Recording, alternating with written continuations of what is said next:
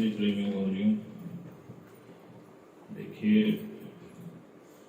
जैसे बात चल रही थी समझाने पे, तो देखिए इसमें जो सावधानी रखने वाली बात है जो गुरुजी ने बोला, कहा देखो मन में उत्तर रख के प्रश्न मत करना।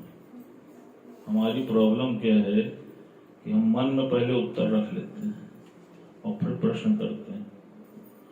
अब तुम बच्चे को समझाना बिना उकताए हुए मन से, क्यों? क्योंकि हमको माँ का रोल मिला है, तो उस रोल को पूरे डेडिकेशन, डिवोशन और डिटर्मिनेशन के साथ अदा करना। लेकिन उसके बाद भी सफल ना होना तो दुखी ना होना। क्यों? होई वही जो राम रचिला का। हमसे भूल क्या होती है कि हम समझाते तो हैं, लेकिन कहीं ना कहीं हमारा अहंकार आड़े आ जाता है, जिसके कारण जब बच्चा नहीं मानता है तो क्या होता है? विक्षेपता आती है, दुख आता है, क्रोध आती है, कुंठा आती है, घृणा होती है, और फिर लास्ट में हमको उसको स्वीकार करना पड़ता है, होता है।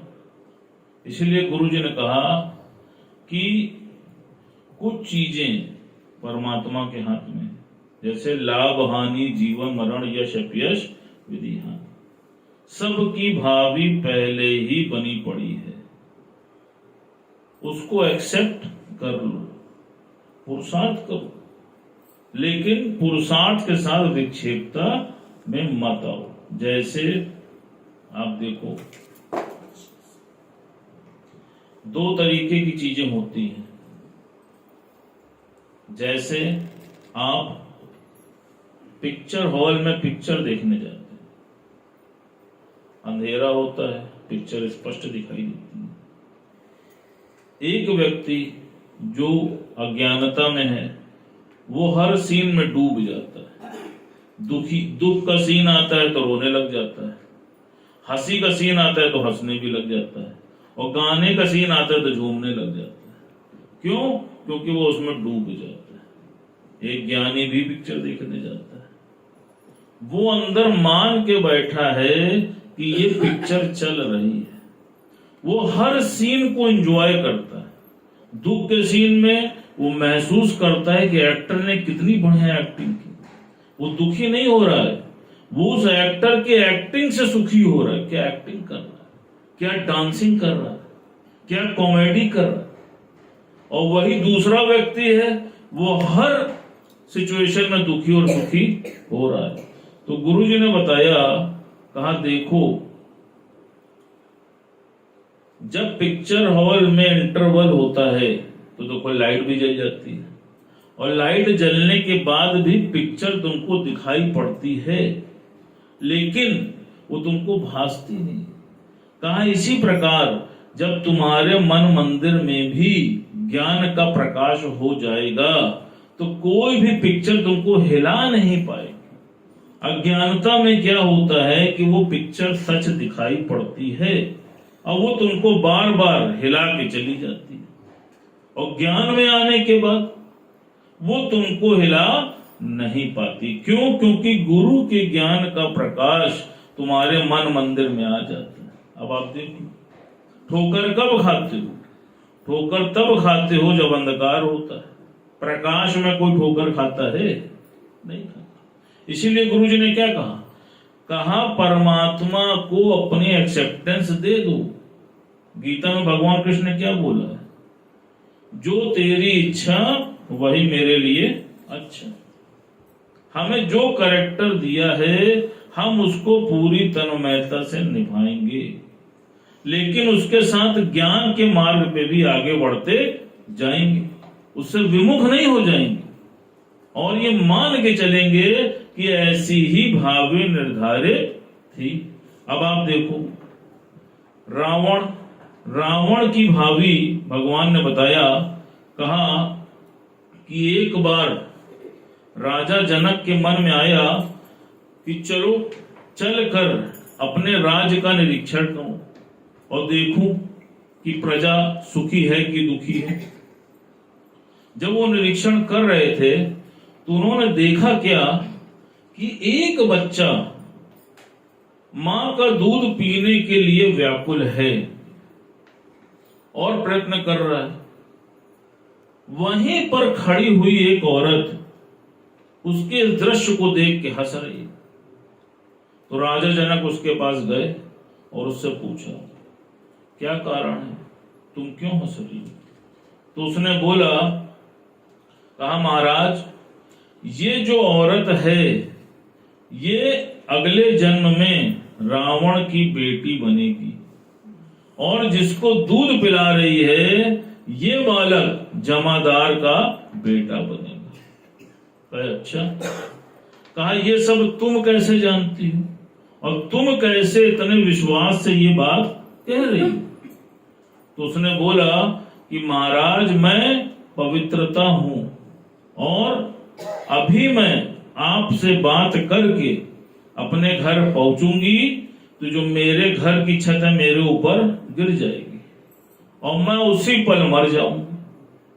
अब राजा जनक बड़ा हैरान, उनके मन में आया कि चलो इसको आजमा के देखते हैं। जब वो वहां से निकली और अपने घर गई तो सचमुच ऐसा ही हुआ, छत गिरी और वो मर गई।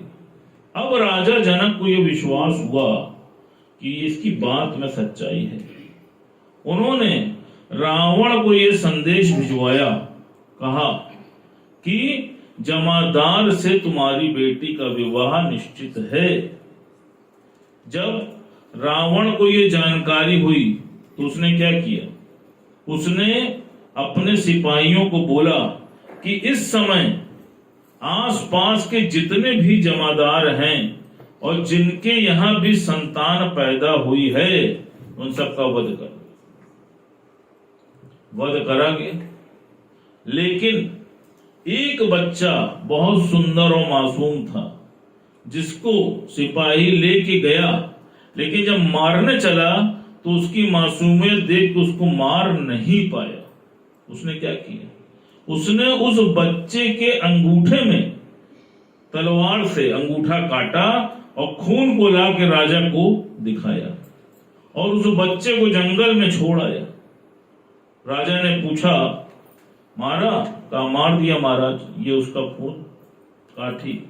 रावण के मन में विश्वास आया कि मैंने भाभी को टाल दी।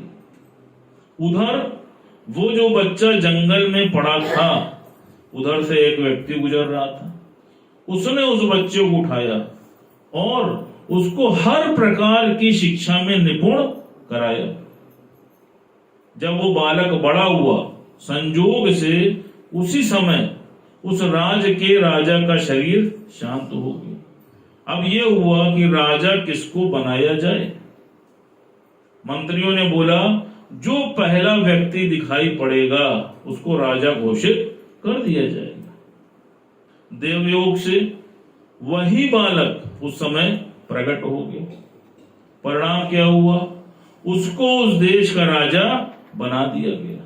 चूंकि वो हर कार्य में निपुण था, तलवारबाजी में, धनुष में, सब में वो निपुण था, जिसकी वजह से उसका नाम भी बहुत जल्दी हो गया। अब ये बात रावण तक पहुंची कि उस देश का जो राजा है वो बहुत बलशाली है। उसके मन में भाव आया कि क्यों ना इस राजा से अपनी पुत्री का विवाह करा दूं। और रावण ने उस राजा से अपनी पुत्री का विवाह करा दिया और कराने के बाद अपने यहाँ के संतों और ज्योतिषों को बोला, देखा रावण जो चाहता है वही होता है, मैंने भाभी को टाल दी। जब ज्योतिषों ने देखा तो उन्होंने बोला, ऐसा तो संभव हो ही नहीं सकता। कहा ऐसा संभव हुआ है। कहा बुलाओ, राजा के पिता को बुलाओ। जब राजा का पिता आया और उससे सच सच बताने को सारी बात बोला, तब उसने उसको सारा वृतांत बताया। तब ज्योतिष ने बोला, इसका जूता उतारो और देखो इसका अंगूठा कटा है कि नहीं कटा है, तो देखा क्या कि अंगूठा कटा है। अब आप देखो, वो रावण, उसके लिए बोला जाता था त्रिलोक विजयी रावण। आप सोचो, जिसने सारे ग्रहों को कब्जे में कर रखा था। आपका तो एक ग्रह बिगड़ जाए तो कहीं शनि दान, तो कहीं चांदी दान, तो कहीं सोना दान। जिसने सारे ग्रहों को कब्जे में रखा था और काल भी उसके पैर के नीचे रहता था, वो रावण भी अपनी भावी को बदल नहीं पाया, बाद में सिर्फ पछताया। यही स्थिति हमारे साथ है। आप सोचो, जब वो नहीं बदल पाया तो क्या तुम बदल सकते हो? गुरु ने तुमको इसका पता बताया, सरेंडर हो जाओ, ब्लैंक चेक पे साइन करके गॉड को दे दो, एक्सेप्टेंस, हर चीज की स्वीकृति दे दो। आप देखो, जो स्वीकृति दे के बैठा है उसके चेहरे में देख लो कैसी मुस्कान है, उसके बाल आज भी काले ही दिख रहे, देख लो, अजमा लो। और जो स्वीकृति नहीं दी है, पहले तो बाल सफेद दिए तो उसके बाद बाल गायब, देखते जाओ। अब इच्छा तुम्हारी है बाल बचाने हैं या खाल नचवानी है, बताओ क्या करना है? बाल नचवाने